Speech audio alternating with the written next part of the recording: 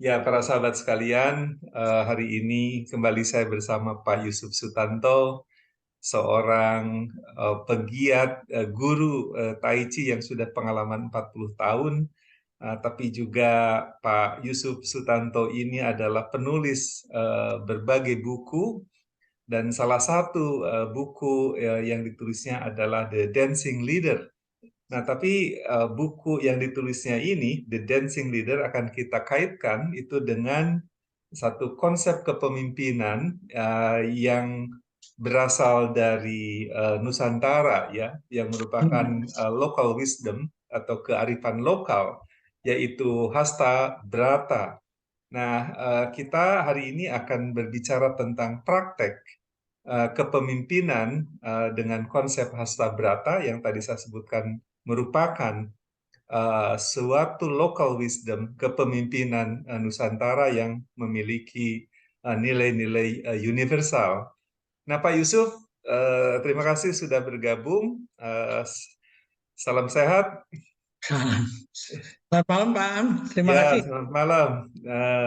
Nah, Pak Yusuf, di pengantar tadi ya, saya sampaikan ke teman-teman ini tentang Hasta Brata yang saya kira banyak akademisi mencoba mengangkat ya satu konsep kepemimpinan berbasis local wisdom ini. Nah, tapi hari ini kita ingin mencoba menggali ya, dan bagaimana jenis ataupun konsep kepemimpinan Hasta Brata ini dipraktekkan oleh para pemimpin nasional kita. Nah, Pak Yusuf nih kebetulan juga di dalam buku The Dancing Leader itu saya baru tahu itu Pak Jokowi waktu itu menjabat sebagai kepala daerah ya, Gubernur Iya, DKI Jakarta itu memberikan kata pengantar. Nah, iya, saya kira mungkin konsep praktek kepemimpinan nasional ini di dalam Hasta Brata ya, atau dengan konsep Hasta Brata mungkin bisa nanti kita obrolkan ya bagaimana iya. prakteknya. Nah, Pak Yusuf, sekali lagi terima kasih. Nah, kalau nanti memerlukan slide ya untuk juga nanti memberikan gambaran yang lebih baik buat para penonton, nanti akan saya tampilkan juga. Silakan Pak Yusuf, terima kasih. Terima kasih Pak Am. Saya ini pada waktu itu menulis buku, ada dua sebenarnya yang Hmm, merupakan masalah vital. Yang ya, pertama itu eh, ketika Indonesia atau pemerintah melansirkan revitalisasi pertanian dan dialog perdamaian. oke. Itu penting sekali karena saya itu menghadirin, yang mendorong itu ketika menghadirin seminar International Rice Research Institute IRI di Bali. Ya, kan? Oke. Pada waktu itu direktur IRI-nya seorang dari Jerman menjelaskan dan membuat saya terperangah. Itu kalau membawa satu kantong plastik 1 kilo beras Mhm. itu dari nol dari awal mula ditebar sampai panen sampai Mhm. itu membutuhkan 5 ton air. Wow, besar sekali. Jadi kalau ini dihitung ongkos itu sudah tidak nyucuk Ya. semua, ya toh? Kalau nanti di dunia kekurangan air dan semua orang memproduksi itu beras dengan air, ya toh? Hmm, Itu udah nggak cukup, ya. Dan baik. lalu apa karena di daerah Padi Gogo yang di dataran tinggi nggak ada pengairan itu udah di kota katik juga itu Hmm, apa produktivitasnya rendah, toh. Ya toh? baik, baik. Pangan ini menjadi masalah. Itu saya menulis buku itu sebagai editor, bukan saya menulis Hmm. sendiri, saya ngumpulkan Oke, pakar-pakar, editor ya Pak. Baik. Ya, ya. editor, gitu, dan Hmm. itu mengumpulkan bahan pemikiran dari berbagai orang, gitu. Hmm. Tokoh, bukunya hampir 1.000 halaman itu. Diminta Ya. oleh Rektor UI waktu itu Profesor Gumilan Hmm. Sumantri untuk membuat peluncuran Selo Sumadar Research Center, gitu, di UI. Hmm. Nah, saya kerjakan itu masalah yang Ya. vital. Hmm. Nah, sementara itu berjalan, saya merasa bahwa kalau begini kait-mengkaitnya apa masalah, Mhm. maka dan menari tanpa henti ya toh, bukan Mhm. statik seperti memanage barang statis, Mhm. maka itu diperlukan the dancing leader kan ya, Mhm. leader Mhm. yang tidak di belakang meja aja atur atur Oke. apa ya toh. Tapi Mhm. untuk itu nah mulailah proses mengolah buku itu. Bukunya itu Mhm. adalah buku ini yang ada di sini. Oh, oke. Ya, Yang tadi ya, adalah ini, ya. Semua ini ya. diterbitkan oleh penerbit buku Kompas. Baik. Tebal Nah, ya, 1.000 halaman. aduh, itu Kompasnya juga sampai Pak ini kalau nggak laku gimana? Susah sih Hmm. Pak. Udah disebut aja nggak usah pakai royalty. Ya, jadi saya Hmm. memang kerjaan mau belajar mempelajari pikiran orang, bagaimana orang Oke. berpikir itu kan. Ya, toh? Mhm. Dan Mhm. lalu saya mengumpulkan begitu. Nah, dalam perjalanan itu sedang terjadi perubahan Pak Jokowi yang 2 kali terpilih di Solo Hmm. sebagai wali kota, Ya, ikut di dalam pemilihan gubernur di pilkada. DKI, Ya, ya toh? betul. Nah, lalu saya melihat apa pada waktu itu dengan para penulis buku ini semua ada seminar oleh Hmm. Profesor Salito dijelaskan Iya. bagaimana sederhananya Pak Jokowi itu datang ke Fakultas Psikologi UI, ya kan, Hmm. untuk bersoan gitu sebelum ikut Mhm. kampanye kan. Mhm. Dan lalu saya pikir, wah ini mesti saya kejar ini, ya kan, Mhm. Mhm. untuk bisa kasih apakah sambutan kayak atau apa ya toh Mhm. yang Mhm. membuat proses itu berjalan dari 2 kali pemilu di wali kota atau pemilihan wali kota sampai ke DKI ini, Ya, gitu. ya, ya, betul. Nah, lalu saya sangat simpel itu, saya datang aja ke balai kota, membawa konsepnya bukunya ini, ya toh. Lalu Mhm. kasih kata pengantar, mohon itu oleh bagian administrasi diterima begitu, dikasih catatan datang tanggal sekian. Oke. So simple itu Pak. Mhm. Mhm. Nah pada saat saya datang itu barangnya sudah ada Pak. Oke. Jadi itu menunjukkan talk you walk, walk you talk. Ya Ya, ya. orang ini ya. Sudah selesai ya, sudah. Bapak tinggal Sudah ngambil saja. tinggal diambil aja dan tanpa Hmm. ada telepon, omongan apa segala macam sebelumnya. Tapi so simple itu. Gitu. Ah, ya, Dan ya. lalu setelah saya baca, ternyata isinya itu menjelaskan tentang segi kepemimpinan itu. Oke, seni kepemimpinan. Nah. Ya, Bahwa ya, sebagai pemimpin itu pengantar bukan dulu itu ya, dancing leader itu. Baik. ya toh? Mhm. Nah, Mhm. ini cocok dengan temanya kan, ya toh? Ya. PK buku ini. Dan dia mana pemimpin itu bukan bakat, ya toh? Oke. Tapi bisa dipelajarin, bisa dilatih Mhm. asal dengan Oke. terus-menerus introspeksi itu. Ya toh? Mhm. Mhm. Nah, terus-menerus diperbaiki. Jadi ini konsepnya sebenarnya persis di dalam konsep pemikiran yang saya pelajari Mhm. tentang Timur ini, yaitu Baik. menurut pemikiran Tiongkok sana itu Konfusius mengatakan siapa itu guru? Oke. Guru adalah seorang yang ketika dia merenung, Mhm. introspeksi, apakah saya sudah bisa sudah sampai mana itu? Sudah Mhm. menjadi orang yang belajar tidak pernah jemu, mengajar Mhm. orang lain tidak pernah capek itu. Ya toh? Mhm. Apakah itu sudah ada di dalam diriku? Jadi sebenarnya kepemimpinan yang diajarkan oleh Jokowi ini sebenarnya basically adalah guru, ya toh? Benar Mhm. nggak? Guru dalam arti yang terus belajar ketika dia Mhm. merenung, belajar tidak pernah jemu, Mhm. mengajar orang lain tidak pernah capek, lalu memeriksa diri apakah saya sudah sampai di situ betul, ya toh? Nah, lalu dia memperbaiki terus menerus, gitu. Nah dari situlah maka dia bisa menyelesaikan 900 sampai 1000 pedagang kaki lima yang mau Mhm. direlokasi, ya toh? Mhm. Melalui diajak makan, ngobrol sana sini, nggak pernah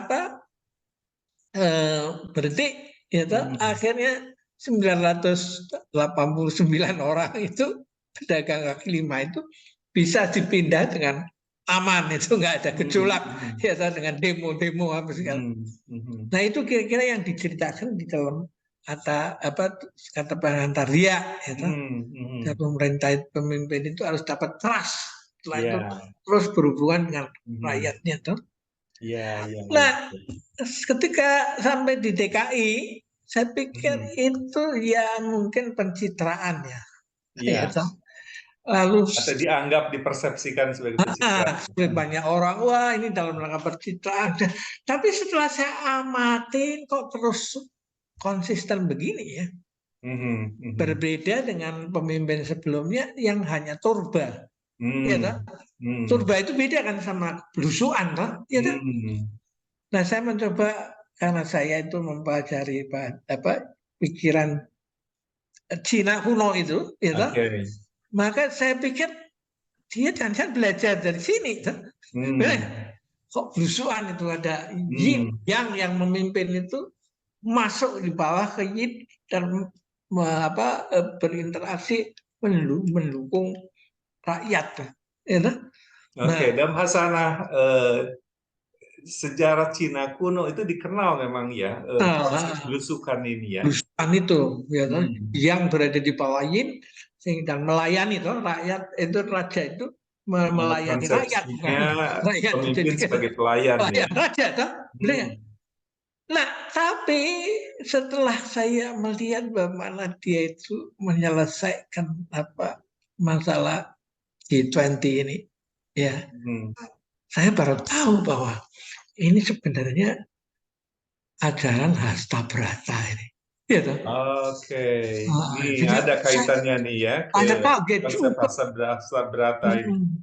Saya tadinya mencari dari mana dia mungkin punya guru apa gitu, tapi ternyata itu Hastabrata itu. Bagaimana you lihat orang datang ke bawah kemana-mana berdekatan dengan rakyat, dan sehingga satpamnya bingung, pas pampresnya mengamankannya bagaimana, ya benar ya. Dia tidak pernah berhenti itu, dan sudah bukan lagi beban lagi, tapi ya, sudah menjadi bagian sikat gigi atau apa segala, ya, ada di tengah-tengah masyarakat, tengah masyarakat, ya. Dan ketika dia menyelesaikan perang Ukraina semanusia nggak habis-habis, dan sebagai G20 dia diminta datang ke sana menemui orang yang berkelahi itu, toh, ya. Iya, betul. Dan dia datang dengan hanya membawa istrinya lagi, ya toh. Beberapa yang terbatas pas pampresnya. Tapi mau berapa kuat sih kalau dikasih drone atau apa bisa cilaka juga kan? Ini perlu nyali yang luar biasa dan kepercayaan yang luar biasa ya. Saya memimpin negara dan mempertaruhkan di medan yang gawat gitu kan. Ya datang ke situ. Sederhana ketemu sehingga orangnya bisa curhat kan. Nah, ketika datang ke Rusia, dia juga naik kereta api umum, Pak. Selama berapa? 72 jam atau segala macam.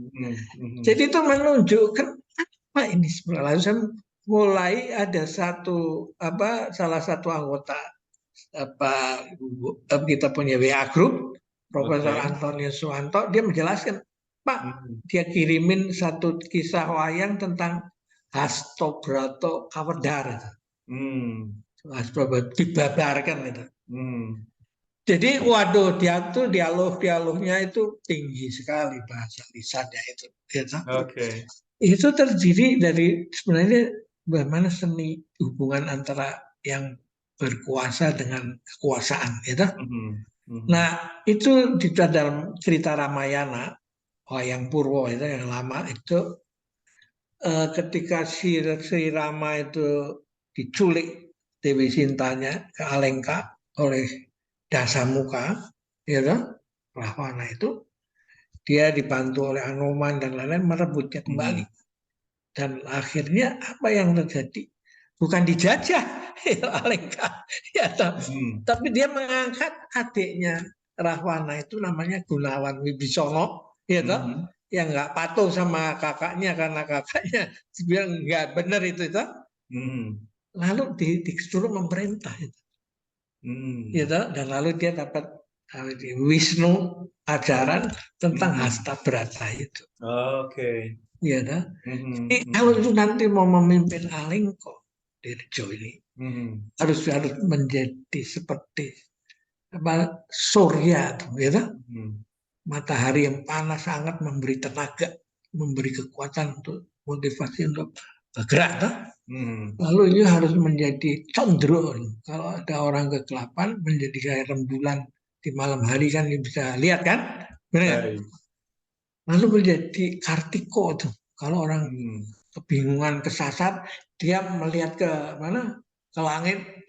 Itu bintang itu. Mana utara selatan udah tahu kan? Iya kan? Setelah itu dia merasa seperti mendung itu. Nah ini yang unik Indonesia itu punya di Nusantara ini. Mendung dimaksudkan apa? Itu kalau mendung itu melihat sesuatu kecemasan kan. Gitu. Tapi ketika setelah hujan turun dia menyegarkan. Ya kan? Ya. Jadi pemimpin harus begitu, ya kan? Benar? Ya kan? Lalu dia melihat bahwa itu harus menjadi seperti angin, mengisi yang kosong, ya kan? Kemana-mana kan? Ya kan? Setelah itu dia harus menjadi api, membakar yang sudah busuk atau apa tuh, benar nggak? Dan tidak kenal kompromi, ya kan? Semua diperlakukan sama, sehingga kalau pemimpin nggak patuh pada apa peraturan, dia akan melorot, gitu, merosot kedudukannya kan? Menurut cerita itu kan.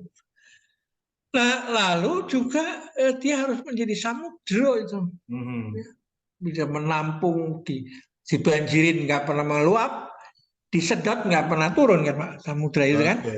Ya sudah menghidupi begitu banyak kan, biota itu tuh. Lalu yuk harus menjadi bumi itu, biasa. Yuk diinjak-injak apa rumput pada mati, tapi begitu orangnya hilang, rumputnya tumbuh lagi. Ya, dia memberi kehidupan kan, benar? Ya, jadi itulah menurut saya, walah, ini yang saya wah ini justru benar-benar apa kearifan lokal. Memang asalnya itu dari India, tapi dimodified oleh para dalang ini, ya toh, sehingga ceritanya menjadi diperkaya oleh tradisi lisan itu Pak, ya toh. Karena kalau yang muter di YouTube itu tergantung dalangnya. Kinarto Sabda ceritanya beda dengan Mantep ya toh. Beda lagi dengan Mantep. Jadi boleh dibilang setiap dalang itu mempunyai versinya yang khas, yang menurut dia punya penggalian. Itu budi pekerti yang mau diajarkan. Iya. Nah ini yang menurut saya penting, karena apa? Sekolah manajemen kita itu hanya cuma disuruh cari uang doang, benar nggak? Ya, tapi tidak, mereka mengatakan tidak Hastobroto ini, yuk harus menjadi Satrio Utomo itu, Nalendra Utomo, gitu. Jadi lalu apa itu Satrio Utomo itu? Ya, yang mempunyai laku Hastabrata itu. Ya.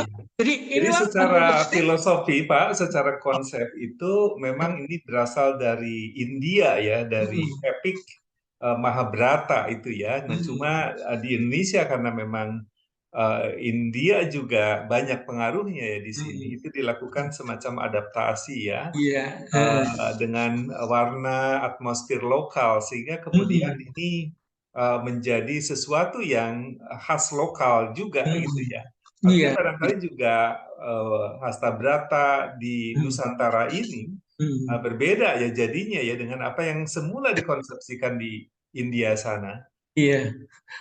Ya makanya dikatakan kan orang India datang ke sini ya. Nah ini menariknya. Dia mengatakan udah ini sudah milik yuk, sudah tak kasih yuk, terserah untuk apa.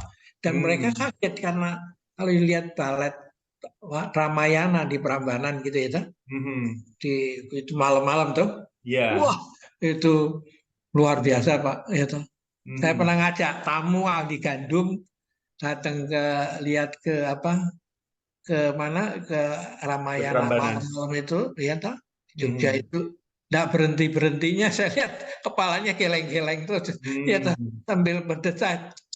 Dia nggak pernah membayangkan bahwa cerita yang begitu oleh Walmiki itu dirubah oleh Mhm. menjadi tontonan ya tuntunan, benar? Mhm. Ya Mhm. toh lalu bagaimana ngatur negara, ngatur dunia, ngatur ini semua kan? Mhm. Mhm. Ya toh ini menurut Menjadi saya sesuatu yang baru, yang khas Nusantara ya. hmm, Yang mungkin jadi berbeda dengan konsepsi semula di India. Artinya warna Nusantara ini menjadi begitu dominan ya Pak. betul dominan, ya toh. Mhm. Dan ketika you lihat dunia sekarang ini sedang krisis multidimensional, di mana Mhm. orang coba you lihat budget apa orang yang jual mesin perang itu Mhm. dari 788 itu miliar dolar ya, sekarang menjadi 2,1 triliun ya, Hmm. dari billion menjadi triliun itu. Ya, jadi kalau kita terus-menerus mengembangkan perang dingin masing-masing jualan senjata, ini Mhm. ya macam bom waktu aja kan, bumi kita Ya. akan meledak kan, benar nggak? Mhm. Mhm. Nah lalu bagaimana gencet-gencetan, yuk saya gencet di sini, yuk gencet situ. Akhirnya harga listrik mahal, harga gas mahal, makanan mahal, Mhm. minyak mahal, harga pangan mahal, ya kan? Kenapa? Ya kan? Mhm. Jadi Mhm. kacau semua ini. Mhm. Lalu muncul lagi pandemi Ya. yang apa kelihatannya kok virusnya itu bisa bermutasi terus-menerus itu. Mhm. Habis ini dia keluar itu, keluar itu, keluar itu. Jadi karena itu memerlukan suatu konsep yang sering kita di dalam Tai Chi itu, Tai Chi yang universal itu, gitu, Mhm. yang bisa Mhm. sekaligus menetralisir masalah perang dingin, Mhm. masalah perang ekonomi, gitu, perang bakteri, virus ini, tuh, benar nggak? Ya, Satu dan konsep yang filosofi yang ada di dalam nah, Tai Chi itu ya. bisa itu, gitu. Oke. Nah, karena itulah memang saya rasa ini meskipun berakhir di hanya tahun 20, ini Mhm. harus menjadi diplomasi PBB di masa depan. Ya. Kalau mau selamat, ya toh? Mhm. Mhm. Kalau kembali mengulang apa film lama, ya toh? Ya sudah, konsekuensinya ya bom atom, ya toh? Ya. Atau membunuh dengan drone, ya toh? Benar nggak? Ya, Tapi jadi lalu di mana? pembangunan peradaban itu dengan kemajuan teknologi yang demikian pesat itu Hmm, justru bisa menjadi petaka ya, karena itu bisa hmm, menghancurkan ya. Jadi hmm, kemampuan kita membangun teknologi senjata yang demikian maju itu hmm, justru menjadi bumerang ya, karena itu hmm. berpotensi justru menghancurkan. Saya mau sedikit menunjukkan sesuatu gambar yang ironis. Oke, ini Gambar yang ada di tempat saya bukan? ada itu ada gambar tentang bom-bom nuklir itu, ya toh? Ya, Kan bom atom lagi yang di, dijatuhkan Jepang itu bom atom. Atom itu lebih gede, nuklir itu nukleusnya itu, ya toh? Ya, ya, lebih kecil lagi lah, ya toh? Itu baik. yang sekarang ini sudah sampai ke situ, ya toh? Nah, Mhm. tapi yang menarik itu Pak, dengan majunya teknologi ini sih, itu ternyata ukuran apa kemampuan melihat makhluk hidup bakteri atau virus itu semakin tinggi, Pak. Iya. Jadi dari mikro menjadi mikro menjadi lalu nano lalu menjadi Hmm. piko sampai dengan semto, yaitu Hmm. satu dibagi 1.000 triliun. Itu Pak. Ya, sedemikian kecilnya ya itu Hasilnya. em, ya mata kita nggak bisa melihat. Sehingga lalu begitu bom-bom itu ternyata nggak bisa matiin yang barang kecil ini kan Pak. Benar nggak? Ya, ya, Ternyata ya. jadi teknologi yang begitu canggih untuk membunuh, ternyata Mhm. nggak bisa. Kalau sekarang sedang digoda, dimainin sama yang namanya virus itu. Dia mungkin Mhm. dibalik, itu dan terkekeh-kekeh itu lah. Mhm. Rasain loh. Hah? Benar nggak? Mhm. Mhm. Nah, karena itu memang konsep kita adalah Taiji itu Pak. Ya, Ya, kan? baik, baik. Endingnya di 4 samudra dan 5 benua. Semua orang bersaudara. Itu kita tutup aja. Oke, Pak Yusuf, ini menarik. Terima kasih nih atas penjelasannya. Heeh.